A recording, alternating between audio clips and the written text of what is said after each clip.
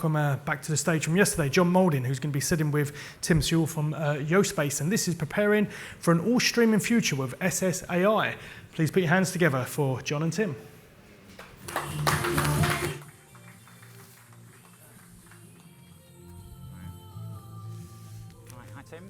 Hi John, thanks for giving me a little bit more space for the fuller figure. Yeah. So if you don't know Yospace, I think they were they were the company that really pioneered server-side ad insertion, and they're still a major leader in this space. So in terms of, all streaming, I mean, first of all, what does that future look like? Yeah, I mean, I guess the first thing I'd say is I think it was Matthew Postgate, who was the CTO at the BBC back in 2018, was quoted as saying that he thought we were only a few years away from an all IP delivered future back in 2018, and despite the impacts of the pandemic and what that meant for streaming, we're still arguably a little way off the all streaming future. But I think some of the audiences that we see in a streaming sense for major sports events give us a sort of an indicator of what's coming. And I think in terms of the media owners and the broadcasters and their ability to compete, to compete in addressable, the sooner we can get to an all streaming future, or certainly a situation where the majority of consumption is over some form of streaming platform, the better in terms of the ability to both deliver the user experience that the consumers want, but also to deliver the addressability that is perhaps available from some of the big tech platforms today. And in terms of what it looks like, so yeah, it's about addressability, it's about new user experiences for the users, which are perhaps nothing to do with advertising, but may have an impact on how advertising has to be implemented and the underlying technologies they use to deliver the streaming. Yeah, so it's obvious, but it becomes digital ad tech universe, and more programmatic presumably as well. Yeah, I assume so. And how programmatic's used today varies massively depending on which markets it's been talked about this week. The US and Australia have lent far more heavily into open marketplaces in terms of programmatic, so a very large percentage of digital inventory is already traded on those programmatic marketplaces as opposed to it being a programmatic buy. And some of the challenges that we see, not specifically SSAI having in that space, but the wider sort of ad tech ecosystem in terms of first-party ad server to SSP to DSP, some of the interactions there at scale are where I think some of the challenges that we need to be addressing in preparation for an all-streaming future. Yeah. So let's look at those, what we need to get ready then. So, I mean, you mentioned a couple of them there. I mean, what are the main hurdles as an industry in terms of advertising? If we assume much larger volumes of streaming, we get to majority streaming, and then we move on however long it takes to all streaming. Yeah, so traditionally in a client-side world where the player is making the ad call to the ad server, there's an expectation that the ad call is made at the point that an ad is required to deliver to the end user. And in a VOD scenario, as opposed to doing live ad replacement, so insertion into live linear streams, that means that the ad calls are spread out over a significant period of time. So there's an assumption, and it's correct, that from a scaling point of view, as long as you're working with the right partner, shameless plug, from a scaling point of view, SSAI does scale. There are plenty of examples of major events where SSAI has been used at scale successfully. But where you can see issues which are less obvious to the consumer, so they don't appear on social media because it's not a user experience issue, is if you are making all of those ad requests at the same time or within a couple of seconds, if it's a sort of video segment duration, as you get to a certain level of scale, you will see that the time it takes for the first-party ad server to communicate with SSPs and DSPs, and the time that each of those platforms has to allow, even if it's not a real-time option, for a response to come back, can at scale start to cause issues with timeouts. And as I say, it's not a user experience issue, it's a monetization issue.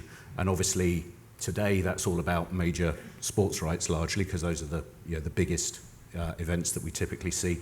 But even on appointment TV type shows, so that Love Island or I'm a Celebrity, those kind of shows, the scale of audience you get is getting close to the point where you have to have tactics to ensure that you are maximizing the monetization potential from those audiences, both for the advertisers but also obviously for the media owners. Okay, and if that takes too long to send all those signals out and get the answers back, what happens? Do you just drop that ad and have an in-house ad to replace it? Well, it depends on how you've set up your end-to-end workflow. So the correct approach is to use techniques like prefetching, and there's multiple different configurations of prefetching, but the idea that you start making those add requests ahead of time so that you can, at absolute peak audiences, so that you can simply not overload the ad tech ecosystem. You can ensure that you don't go from a situation where you're perhaps at an 80%, 90% fill rate, and then suddenly, because some theoretical threshold has been reached, the fill rate falls off a cliff. So for those big sports events, it's about just ensuring that not the SSAI itself, but the wider ad tech ecosystem is able to cope with scale. But even at lower scale, where you're using programmatic to optimize the fill, it's about allowing sufficient time for all of the parties in that mix to respond so that you can deliver an optimized pod. So if you do it right, you shouldn't have a situation, assuming your content is interesting to advertisers, and so there is demand in the market for that content, you shouldn't have a situation where you have timeouts and you don't fill the break. But the reality is there's lots of things you can get wrong that mean that does happen. And you either have a situation because you have a user experience policy that says we're not going to have a minute of your program will resume shortly, so you don't replace the break at all, and you lose all of the monetization opportunity. Or you do have your program will resume shortly, which is a horrible user experience. Or, as you say, you put in a house ad, which is fine, it fills the time, but isn't monetizing the audience. Yeah. So just to be clear, today, if you're using best practice, there shouldn't be an issue. You can cope with all the current scale that we have. Yeah. Yeah. So the peak audience, and there's a sort of a measurement. Not in a Jeff Eales sense of measurement issue. Jeff and I had a very interesting chat for about 30 minutes, violently agreeing last night on topics. But there is what exactly is a peak audience? What time period do you measure it over? So how do you compare the Cricket World Cup in India with a reported peak audience of 59 million versus an NFL wildcard match on NBC where the peak audience is calculated over a 15-minute window, so you're not necessarily comparing like for like. But in terms of these really, really big sports events that we see, absolutely, as long as you've implemented the underlying tech correctly, that scale can be supported. And in an all-streaming future, I think the difference is, yes, those really big sports events obviously get that much bigger, and so there will need to be further innovation. But you get to a situation where shows that today, from a streaming perspective, deliver medium-sized audiences. If we genuinely move to a 75-80% consumption over IP technologies, the audiences that we see for those linear programs too, and the reach that they can deliver to advertisers, becomes really interesting. Yeah. And what about VOD then for scale? So we know live is the real cruncher, but do we have any scale issues with VOD? Are there any particular challenges? So VOD is less about scale. I mean, the potentially, depending on how you're implementing SSAI with VOD, the size of the content library may have relevance in terms of how you scale your infrastructure and how you ensure that the stream start time, for example, is optimized from a user experience point of view. In terms of absolute scale, even if you take I can't believe I'm going to have to use Game of Thrones, it feels so long ago, but even if you take a Game of Thrones example where when they drop the first episode of Game of Thrones at the same time as it aired on Sky, you get a huge spike in audience.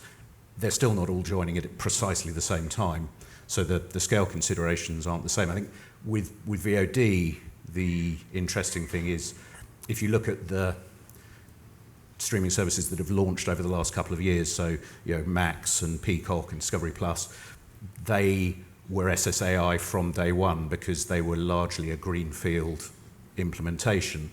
If you look at other AVOD services that have evolved over time, particularly from some of the broadcasters, those are still client-side solutions. Now, there are multiple reasons for that. One is that the user experience isn't bad on most platforms. Obviously, I have an axe to grind in terms of what we think you should do, but if you have a decent internet connection on a lot of platforms, the user experience on a client-side solution for VOD is not bad. You will find inconsistencies on certain connected TVs, and you will still get buffering between ads and content. So it's not an optimum experience, but there is a cost associated with implementing SSAI on VOD, and so I think that's one of the reasons there's been in some markets, some reluctance. The Nordics has sort of lent in heavily to an all SSAI. Their total video view means that they have adopted SSAI pretty much across the board. I think one of the considerations that people have had is also that in a VOD world, if you're doing everything client-side, you're only requesting the ads at the point that a user gets to an ad break in that VOD asset. And traditionally, with SSAI, prior to things like interstitials in HLS, you were requesting all of those ads at the point that the user starts viewing the VOD content. You don't know that they're all going to get viewed, but also, depending on the ad load, you've then got to try and ensure you don't impact startup time because of the sheer number of ad requests that are having to be made. With interstitials, in SSAI, you're now still making the ad request at the point that the user actually gets to the ad break in the content. So some of the sort of pros and cons between doing things client-side and doing things server-side fall away. And obviously, by doing it server-side, you can reach far more platforms far more rapidly. Yeah. In terms of platforms, I mean, as we scale more towards all streaming, presumably there will be some sort of universality issues, like broadcasters might be expected to be on more platforms, perhaps. We've already seen fragmentation of the smart CTVWS market, and I mean, do you think there'll be more endpoints that you need to hit? Is there any issue in terms of getting yourself onto more devices to enable ad insertion of some kind? I mean, I think the standardization on streaming protocols, which has happened some time ago, and is I think reaching all of the latest target platforms, if anything, is getting easier. I think some of the UX features that viewers expect and programmers want to introduce some additional complexity when it comes to SSAI. But again, some of the technologies like interstitials do simplify that. The point here is that there's sometimes a perception that SSAI has been solved and is simple. And obviously, we've been doing it for 12 plus years now. And it is simpler, and for sure some of the advances in the sort of specs for the streaming protocols allow us to do a lot more. But some of the fundamental issues that I've been talking about in terms of the scale and how ad tech scales for that still exist regardless of these new technologies. So I think the challenge is more about delivering the user experience people want in terms of things like scrubbing and DVR and catch up, post live. Those have implications on how you implement SSAI, but they don't. The plethora of platforms doesn't necessarily make it harder, with the possible exception of measurement. Okay. Well, on that subject then of UX innovation, you mentioned start over. I mean, that's obviously a broadcaster-friendly innovation to some degree. I mean, the traditional world, you've got your linear TV. You can go back to the start, whether it's red button, and you're now in this on-demand world. You sort of switch, but you can scrub back to live if you want. I mean, what kind of complexities does that introduce? I mean, is that an easy thing to do with server-side ad insertion, and how do you handle that?